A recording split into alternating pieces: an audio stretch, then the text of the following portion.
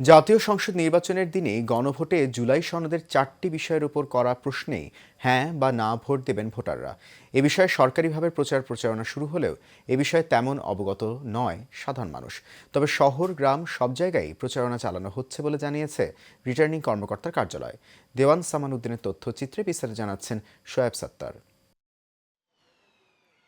গণভোটে 4টি বিষয়ের উপর একটি মাত্র প্রশ্নে হ্যাঁ বা না ভোট দিয়ে সাধারণ মানুষ তাদের মতামত জানাবেন।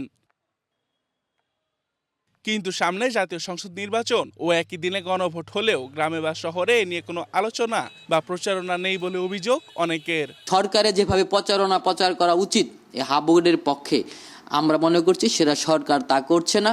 এবার শুনতেছি গণভোট হবে, কিন্তু এই গণভোটটা কি আমি এইটাই জানি না। টিভিতে শুনতেছি, কিন্তু কেউ আসে নাই যে হা ভোট দিলে এই লাভ হবে, না ভোট দিলে এই লাভ হবে, এটা সম্বন্ধে কোনো ধারণাই নাই।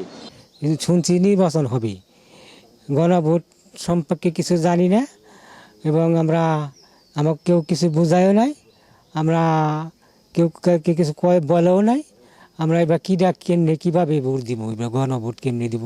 প্রশাসন যদি এটা বিলবোর্ড বা মাইকিং বা কোনো ফেস্টুনের মাধ্যমে এটার গুরুত্ব সম্পর্কে আমাদের জানানো দিত, তাহলে আমরা বুঝতে পারতাম হ্যাঁ এটার গুরুত্ব কি, আসলে এটা কি জন্য এই গণভোটটা হচ্ছে, এই গণভোটের তাৎপর্যটা কি।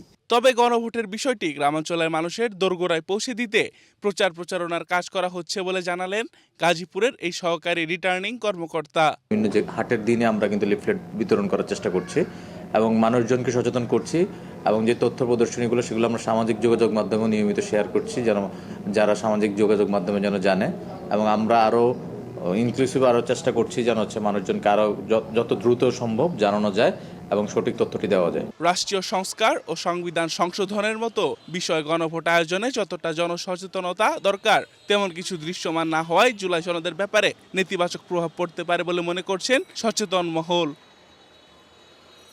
Shoaib Sattar, Asian television.